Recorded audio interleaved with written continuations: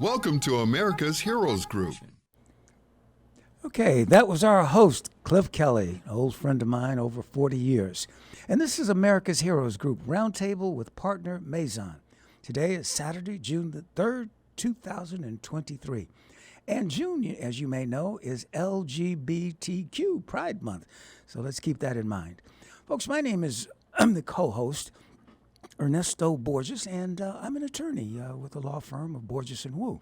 Our executive producer is Glenda Smith. Digital media producer is Ivan Ortega of Scouts Honor Productions. And so today our partner is Josh Protas. I hope I pronounced his name correctly. And he's Vice President of Public Policy and heads the Washington DC Office Mazon.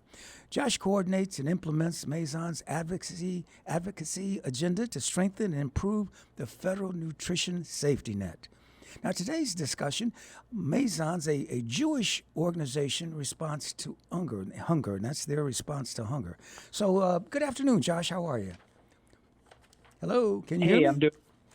Yep, I'm doing great, Ernesto. So nice to meet you, and thanks so much for having me on. Really glad to have a chance to talk about veteran food insecurity, and I think a lot of people are surprised that we have veterans who struggle with hunger, and it's an issue that hasn't gotten as much attention as it should, and certainly there's a lot more that can be done, especially on the policy front. Sure. Josh, first of all, let me ask you if I pronounced your name correctly, and did I pronounce, is it Mazon or Mazon or? So you pronounced my name correctly, Josh Protas, and the name of the organization is actually Mazon. Mazon. And Mazon is okay. Mazon is a Hebrew word. It means nourishment or sustenance. Oh, okay, great, very, very appropriate, I might add. Okay, so tell us about Mazon. What exactly do you do? I see this. We need safety nets in this country, of course, and this is a Jewish organization that was formed to respond to the hunger that exists, and certainly veterans are included in that group. Definitely. Yeah. So Mazon was founded in 1985, and we're a national organization that brings the American Jewish community voice to anti-hunger policy and advocacy. And want to emphasize the policy and advocacy part of that. We know that the Emergency Food Network does critical work to help meet emergency needs, but all of the charities across the country just simply don't have the capacity to fully address an issue of the magnitude of hunger. I mean, right now, we're talking upwards of 40 million Americans struggle with food insecurity. So Mazon really works to advocate for protecting and strengthening and improving critical federal and state programs that are really the core of our national response to hunger. Programs like SNAP, the Supplemental Nutrition Assistance Program, that serves more than 40 million Americans. Whenever there are even small cuts to programs like that, it puts enormous strain on the charitable sector. So we lend our voices together with other faith community partners, other anti-hunger partners to really bolster those programs that are so important to low-income Americans. Oh, that's great. And as you said, sometimes these budgets are cut. The SNAP program, I think, was in a little danger and recently. And I didn't realize it fit so many people, 40 million, the SNAP program. 40 million. And it was even more during the pandemic. And that's actually the beauty of a program like SNAP, that it works the way it was designed to. So when there's increased need, the program participation expands to help meet that need. And that's why it's so critically important, whether we have natural disasters or economic downturn or particular challenges that people face. SNAP is there to help people put food on the table and not have to worry where their next meal is coming from. Now, is that where I see people in line in the supermarkets and they have a link card and all? Is that SNAP there? Is that part of SNAP? Yeah, so SNAP formerly was known as food stamps, and historically they literally were stamps that you would redeem at the grocery store. Right. And what the experience was is that many people felt ashamed about redeeming their benefits because they were judged, they were stigmatized, they were embarrassed to be kind of seen in the grocery store. So the program has changed, including the name. So it's now the Supplemental Nutrition Assistance Program, and benefits are redeemed on an EBT card, an electronic benefit transfer card, just like a credit card. That's much more discreet. much more discreet, and it treats people with dignity, so they don't have to feel. Yeah. Well, that's great.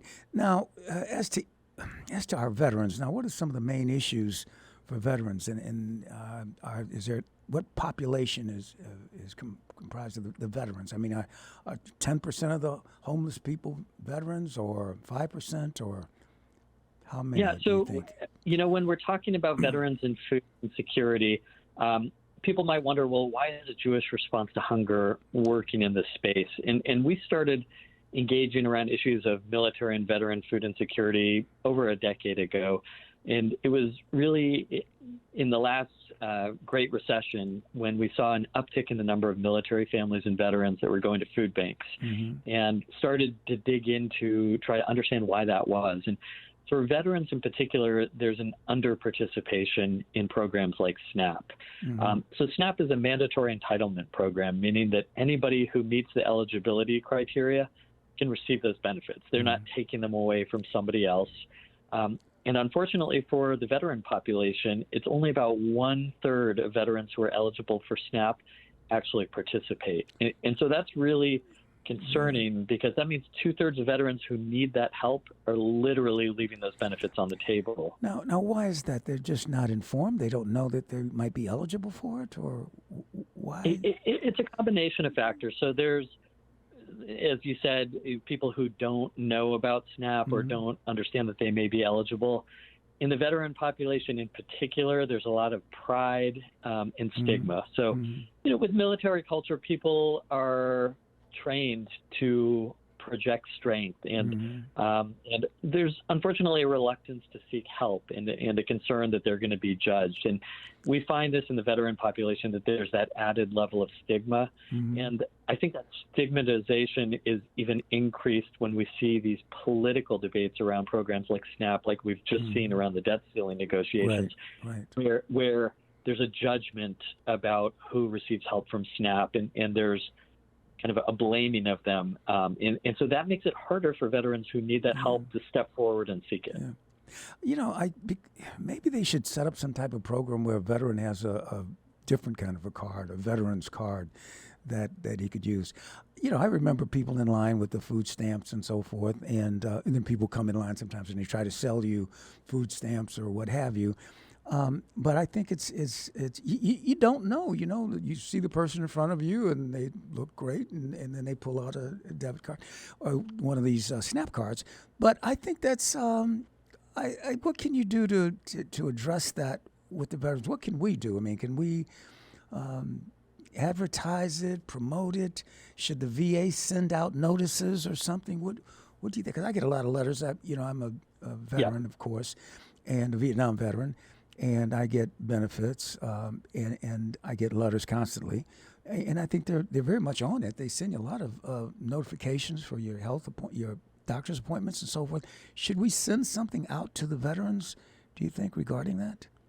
So definitely raising awareness about the benefits that are available for veterans. Mazon's working with some veteran service organizational partners on a PSA campaign just to normalize the idea that SNAP is there to help veterans. So we're working with Combined Arms and Psych Armor Institute on that.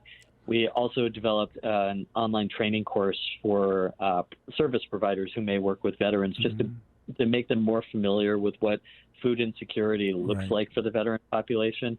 And the VA certainly has a role to play too, but one of the most powerful things, I think, is a peer-to-peer outreach. And there's certainly a lot more that needs to be done in terms of veteran outreach.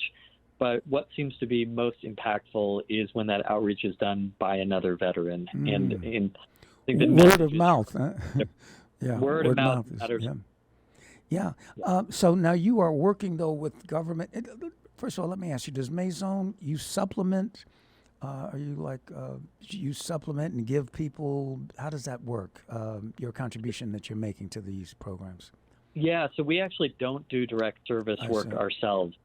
We are a partnership grant-making organization, so we provide support to some direct service agencies again, not supporting the work that they're doing in terms of giving out food, but we're building their capacity as advocates. So our work really is in trying to improve public policy and doing that advocacy and building coalitions of advocates to fight for improving these programs. Okay, great. So you're working with government players and the VA. Now, what can Congress do? I mean, are there laws that they should pass, or and what about the nonprofit area? You've mentioned some of that, and some of the organizations that are eleemosynary or what have you that are helping with this problem. But military families, what do you think that military people suffer a bit more, or you say they're a bit more reluctant to take advantage of some of the things they have? Do they need mental care, do you think, or some kind of are they a special group? Are there certain things that are particular about veterans as opposed to other, hungry people or homeless people? I think that there are. So, to the first part of your question, I think Mazon's approach is really about centering government responsibility. And certainly when we're talking about the veteran population, people who we've asked to make great sacrifices to our country, it really is the responsibility of the government to take care of them and to fulfill our collective responsibility. So in terms of legislation before Congress, there are some bills now that would help improve access to programs like SNAP for veterans. Congresswoman Johanna Hayes from Connecticut has introduced a bill that would change the VA disability rating that would be treated, that would qualify for an individual to be treated as disabled under SNAP law. So that would make it easier for disabled veterans. During the course of the pandemic, we saw some flexibilities that the VA had in programs that serve homeless veterans, and unfortunately, those have expired recently. But we saw how impactful they were to be able to purchase food and to provide transportation. And those authorities have now been allowed to lapse. And so restoring those would be a critical way to provide supports for homeless veterans in particular. For military families, and it's pretty shocking that active duty military families struggle with food insecurity at rates higher than the general population. Really? And I think part of it is because of the unique challenges of military life, where people are PCS they're moving every 2 to 3 years, and there are exceptionally high rates of spousal unemployment. So you have for junior enlisted personnel PCFs, a permanent change of station. When they're moving, they have to reset and start things over again. But it also makes it harder for military spouses to find full-time work and work that's aligned with their training. So unfortunately, for a lot of these junior enlisted households, they're struggling and sometimes living very close to the poverty line just on the base pay of a single individual, but they're supporting a household. And so Mazon has really led the national charge in trying to make some reforms to make it easier for active duty families to qualify both for SNAP and for a new program that we helped to author, the Military Family Basic Needs Allowance. So there's a lot that Congress can do. A lot that's going on, and it's good that you have some advocates in the House and in the Senate. My brother worked for the VA for 19 years as a physician, and he headed up the data integration of all the clinics and private hospitals and so forth. Just retired last June. But, I remember going and I couldn't get any kind of benefits. They wouldn't give me an aspirin, and that changed a bit. And now I'm 100% disabled vet, and I don't get any food provisions. But they, some people have to spend money doing other things because the VA doesn't take care of them, say in the medical area. In order to get dental work, you have to have 100% disability to have your teeth cleaned. Which you might have to spend money to have that done as opposed to buying food and providing. So veterans are in a very unique position, and certainly wonderful what you are doing. And, when you talk about the lessons that we've learned during COVID, that kind of lets us know that, a situation like that hits us and hits our population. It affects all of us. even people in the military or people Yeah. who've just gotten out of the military. So we need to prepare for contingencies like that. Yeah. We do. And as you noted, there are a lot of veterans, the majority of veterans, who do not receive care or services through the VA system. So it's important that we don't let them fall through the cracks. And I will say that the VA has really stepped up its efforts in terms of outreach and service provision. There's a new Office of Veteran Food Security nationally at the VA, so that's a huge step forward. And the VA is not in this alone. So there are other agencies, whether it's the U.S. Department of Agriculture that administers SNAP, or it's HUD that deals with housing vouchers. There needs to be that kind of collaboration across agencies, but also, as you said, veteran service organizations and community groups to reach veterans who aren't in the VA system. Right.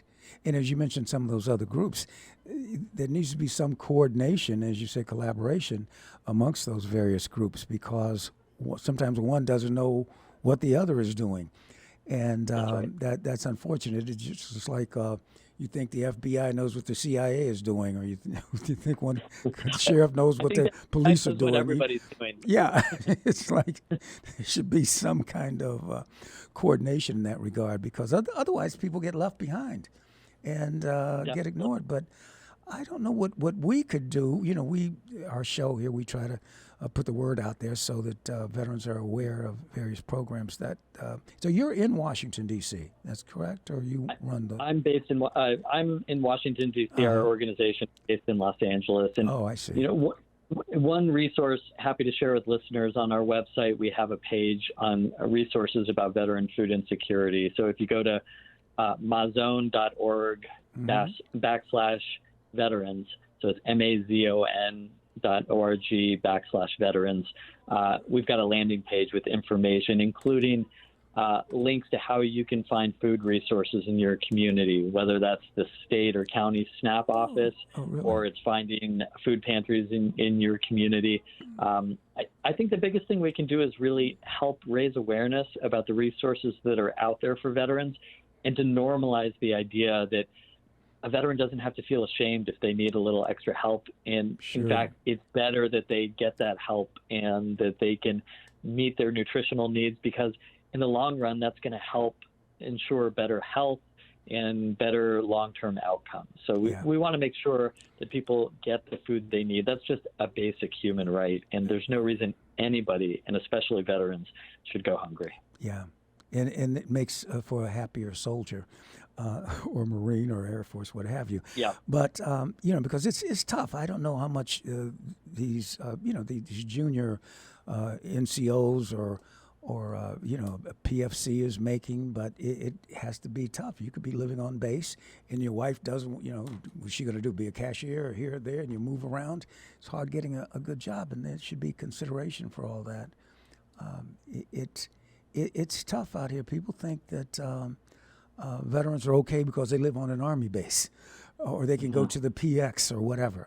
But they want to do more than that, and it's tough. Maybe they should have, as to food, it seems as if they should consolidate something. Maybe there should be some legislation to consolidate this, so that you don't have to go here and there and various organizations to get food stamps or SNAP or whatever. Yeah. Yeah. Well, and want to give a shout out. I know you're Chicago-based, so Senator Tammy Duckworth has just been a great champion on this issue. And which senator? Senator Duckworth. Oh, Duckworth. Tammy Duckworth. Oh, yeah. Well, she's a great veteran, that's for sure. And we worked with her to help to craft the proposal for the military family basic needs allowance. And in some ways, that really is kind of a central point where service members who are low income can get some extra boost to their income to help meet their basic needs. Yeah, great. Well, it's good to know that there are people on the case, and thank you so much. We have 1 minute left. Okay, I understand. Well, we want to thank you very much, and Mazon, and if you need to go on that website, again, it's Mazon, MAZONE.org, /veterans, right? And you get a lot of information there. Mazon, no E at the end. No so E at the end. MAZON. Okay. I wrote that because I pronounced it that way, but Mazon.org.